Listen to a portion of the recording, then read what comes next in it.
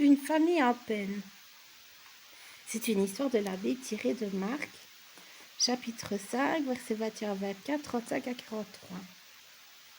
Un jour, un homme très triste s'approcha de Jésus. Il s'appelait Jairus.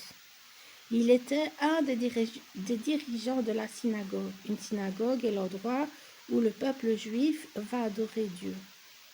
Jairus implora le Seigneur. « Aide-nous, je t'en prie, Jésus.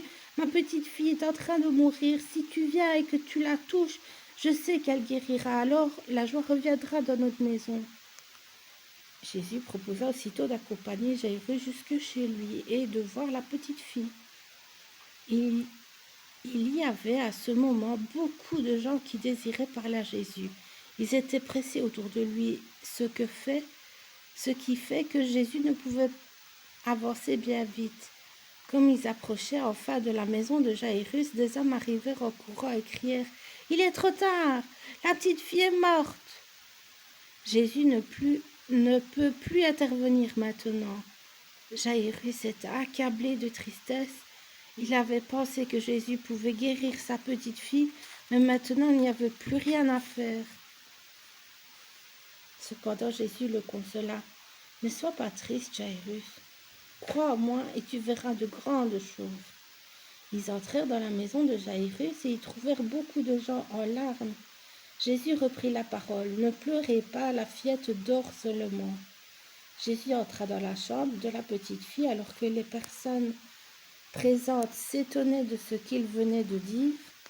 Or le Seigneur se dirigea vers le lit et prit la petite main dans la sienne.